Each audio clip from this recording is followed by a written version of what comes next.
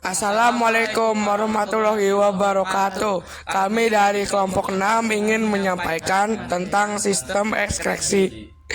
Di sini ada Hafiz, Ada Satria, Ada Nimo, ada Rasya, dan ada ada Nizam sebagai kameramen, Farza sebagai editor.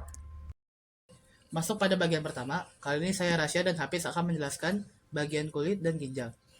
Kulit merupakan organ yang memiliki struktur kompleks dalam berbagai fungsi penting. Kulit menutupi dan melindungi permukaan tubuh dengan berat sekitar 7% dari total berat tubuh. Diperkirakan dalam 1 cm, luas kulit terdapat 70 pembuluh darah, 100 kelenjar keringat, 15 kelenjar minyak, 230 penerimaan rangsangan, dan sekitar 500.000 sel kulit yang secara berkala akan mati dan diperbarui. Pada permukaan kulit terdapat rambut dan pori-pori tersebut merupakan jalan keluar keringat. Bagian kulit. Kulit terdiri dari 3 lapisan utama, yaitu lapisan luar atau kulit ari, epidermis, lapisan tengah atau kulit jangat, dermis, dan lapisan jari ingat, bawah kulit, subkutan. Masing-masing lapisan tersusun dari beberapa lapisan yang mempunyai fungsi sendiri. Sekian dari saya akan mengalihkannya kepada Hafiz. terima kasih Rasya. Saya Hafiz akan menjelaskan tentang ginjal. Fungsi ginjal. Fungsi utama ginjal adalah mengekskresikan zat-zat sisa metabolisme yang mengandung nitrogen. Misalnya amonia. Amonia adalah hasil pemecahan protein dan bermacam-macam garam melalui proses deaminasi atau proses pembusukan mikroorganisme dalam usus. Secara umum, ginjal berfungsi sebagai berikut: mengekskresikan zat sisa seperti urea, asam urat, dan zat racun lainnya. Mengekskresikan zat yang jumlahnya berlebihan, misalnya vitamin yang larut dalam air.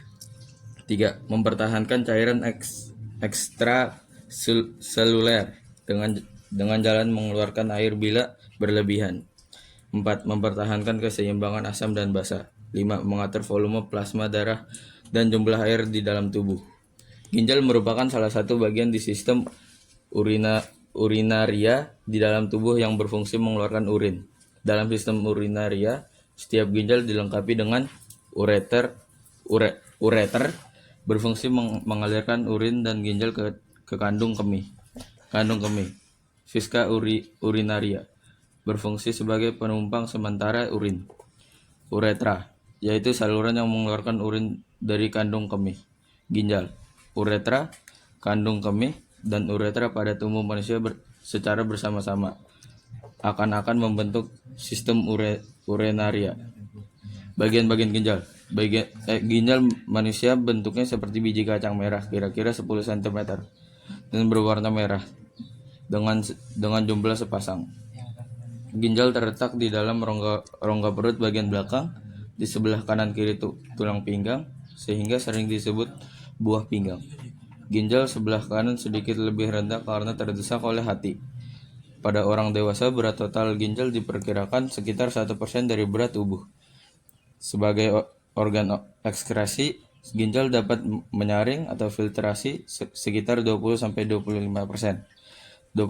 darah yang dipompa dari jantung setiap menitnya. Ginjal diselubungi oleh kapsul yang terdiri dari jaringan serabut atau fibrosa. Bagian luar ginjal disebut kulit ginjal atau korteks, sedangkan bagian dalam disebut sumsum ginjal atau medula. Pada bagian terdalam ginjal terdapat rongga ginjal atau pelvis renilis. Terima kasih dari saya, Hafiz dan Rasya. Terima kasih Hafiz dan Rasya sudah menjelaskan ginjal dan kulit. Selanjutnya saya dan Satria menjelaskan hati dan paru-paru. Hati merupakan kelenjar terbesar dalam tubuh yang terletak di bagian kanan atas rongga perut, tepat di bawah diafragma. Organ ini terdiri dari 2 lobus dengan berat total sekitar 2 kg. Selain berperan dalam sistem pencernaan, hati juga berperan dalam sistem ekskresi. Oleh karena itu, hati dikenal pula sebagai organ yang berperan ganda.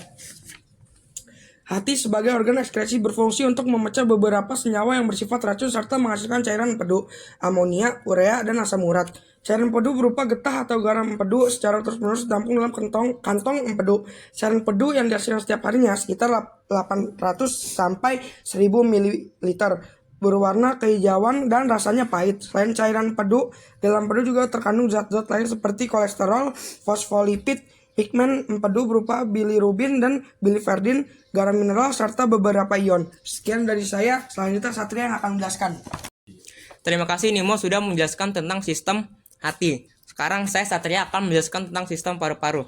Paru-paru merupakan organ yang sangat penting bagi kehidupan manusia. Karena tanpa paru-paru, manusia tidak dapat bernapas. Paru-paru kita berjumlah 2 buah sepasang di bagian kiri dan kanan. Paru-paru tersebut memiliki fungsi ganda, yaitu sebagai alat respirasi dan ekskresi. Meskipun demikian, fungsi utama paru-paru sebagai alat respirasi. Penjelasan paru-paru sebagai alat respirasi telah kalian pelajari di kelas 7 dalam bab sistem respirasi.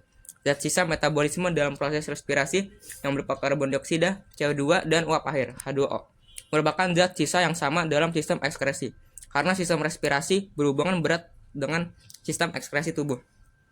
Bagaimanakah proses pengeluaran karbon dioksida dan uap air dari dalam paru-paru kita? Gas karbon dioksida adalah dan uap air sisa hasil perombakan makanan diangkut dari seluruh jaringan tubuh oleh darah untuk dibawa ke jantung melalui pembuluh vena.